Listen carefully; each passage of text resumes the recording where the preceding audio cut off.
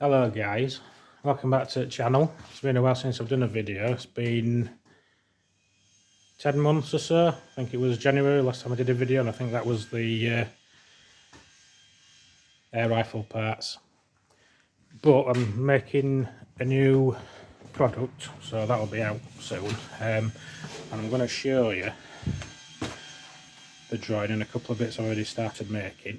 And hopefully by around end of next week I should have more or less a finished product, and I'll show you that then.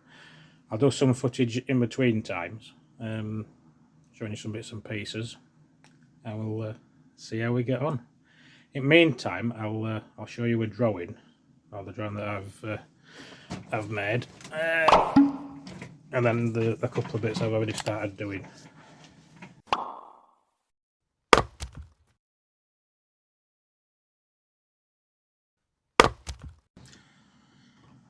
Okay, so let's have a look at this this drawing. One thing I forgot to mention is it's 31st of October, so Halloween. Can you tell I've got my scary face on? Yeah, probably scare some people. So we're here in Solidworks 2023. I've recently purchased Solidworks. Now, when you buy Solidworks, you have to buy a 2-year subscription. That's what you have to do, so you get all the updates.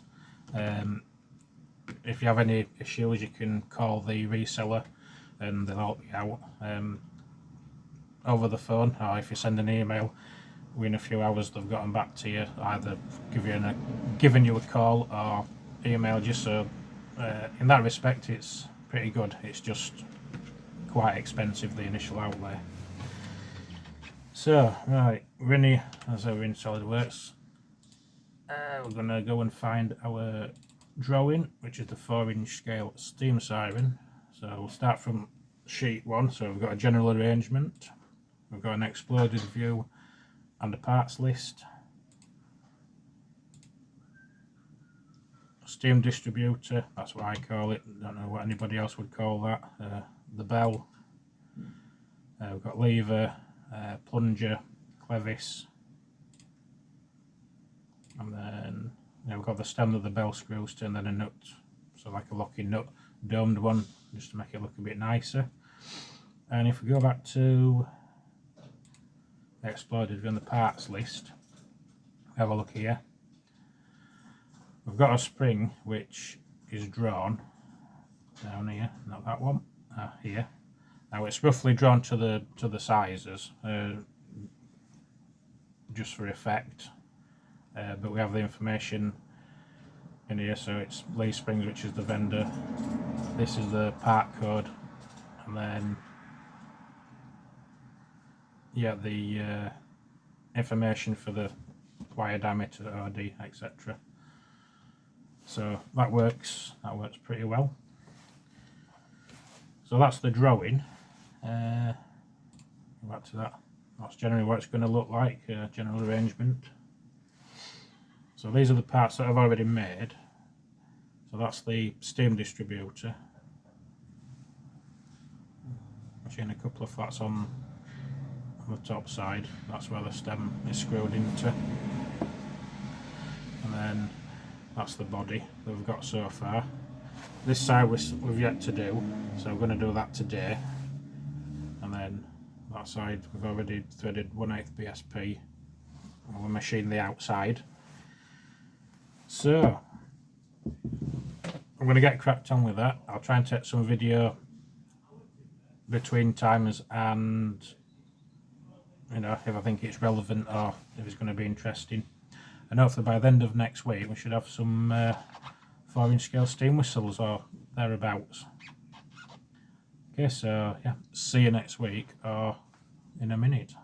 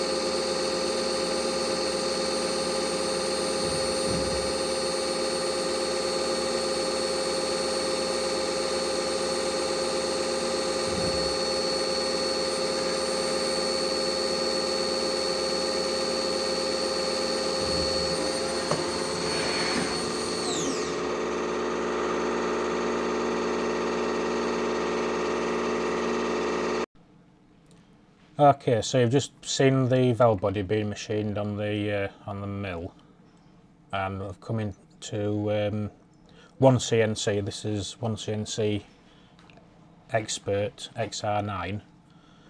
This is the full, well, the top level of machining. It's 3D machining. We don't have the 4th axis or any multi-axis modules bolted on, but this is really good for what a lot of the stuff that I do. So I'll just go through what we've done here. So I've imported the model from Solidworks. So that's the model as it is. What I've also done, if we get rid of that, I also created another model where the design tree was rolled back, and we've got the profile, which is going to be used, which is what I used as the stock in the simulation. Okay, so this is just machining the hexagon. So we've actually got 6 of that operation down here with an MO in between it all, which is this program stop. And at that point, that's when I'll turn the dividing head. And as we get down here to the, where are we? Rough machine X, program stop, finish X, right. Face top of bar, so that's where it's going to go across the bar and face off. Then we've got the drill,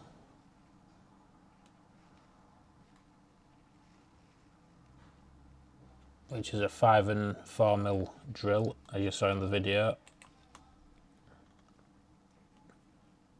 Then we're machining the bar with a 6 mil, and then that counter bar, and then we're finishing off. And then we've got a countersink, which is just putting that edge on the where the thread's going to be. In fact, that countersink, that incorporates both the countersink and the 1/8 BSP tap. And then this is where we turn the part 180 degrees to machine the clevis on it. What we've done is created another part, which is that. And then we've extracted profiles, and if I just get rid of that, not that one, sorry, there we go. So we've got this profile here, which we've got a drilling operation, so that's just going to drill with a 6 mil down to depth.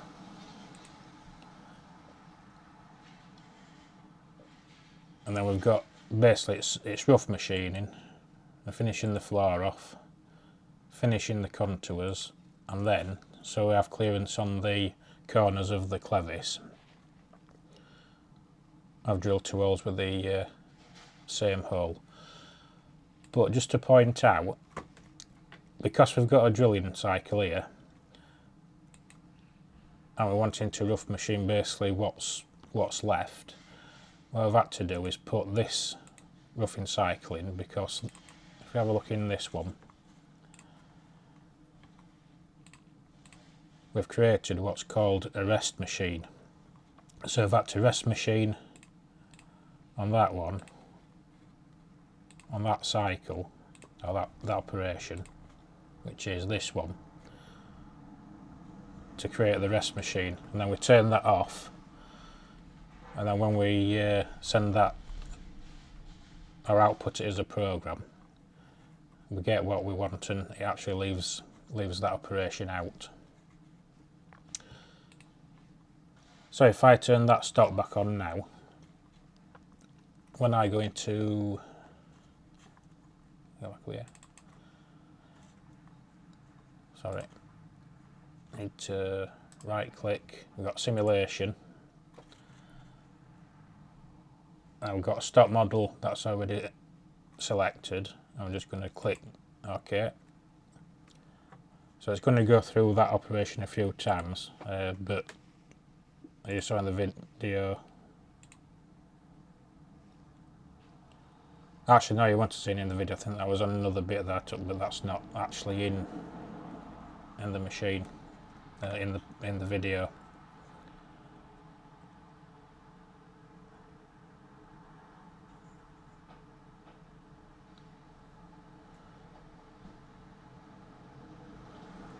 But as you can see, it's done all the operations. Obviously, as you saw in the video, we turned it 180 degrees to get this cut out for the clevis in there. But we know what's happening. It's not a big issue. Yeah, I mean, what I could have done was, there is an option in here where you can reposition, but I've tried that before and it just seems awkward, and so it's easier just to sort of like create the two parts, which I've done down here. Yeah, and just do it like that.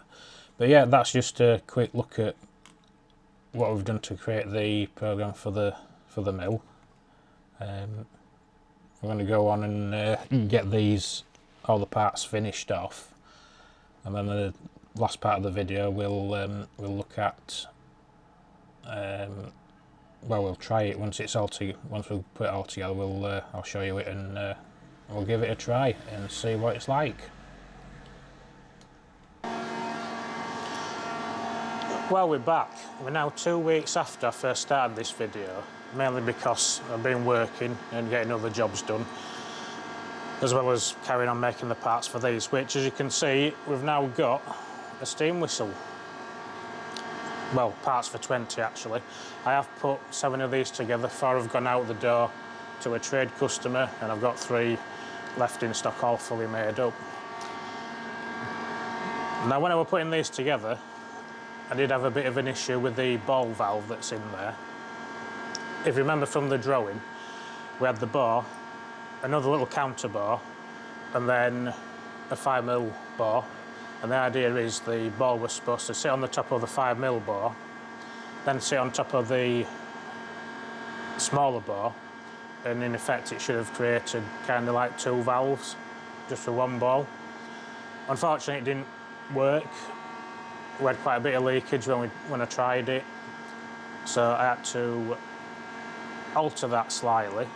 Now, when I make these again, I can maybe have a look and maybe make that smaller counterbore slightly deeper or something. I don't know, but that's something for the future. But in the meantime, for these ones that I've done, I basically just made a 1mm thick PTFE seat, and I made a little plug that went in to sit on the PTFE seat, put it in the vise and just give it a squish. Not too hard, just a little bit, so it basically seated the ball. So give it a good seal, and yeah, it all worked. We did it. It seals pretty well. Now I'll give it a try, and you can have a look and listen to what it sounds like.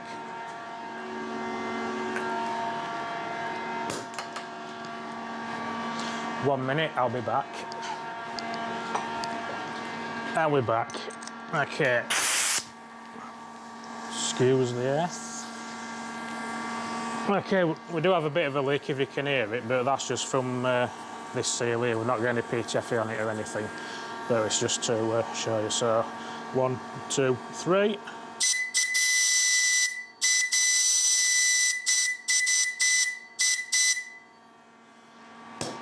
Okay, so that's what it sounds like. Now, I think on air it's maybe not quite as good as it would be on steam, so yeah, that's the steam whistle. If you want one of these, if you're in the market for one for your 4-inch steam engine, either steam wagon or traction engine, go over to the JLD Fittings website where you can purchase one. There are other whistles on there, chime whistles, single flute whistles, steam sirens, and a lot of other fittings. Yeah, so I think that's it for this video. There it is, yeah, 4-inch scale steam whistle. We'll see you in the next one. Bye for now.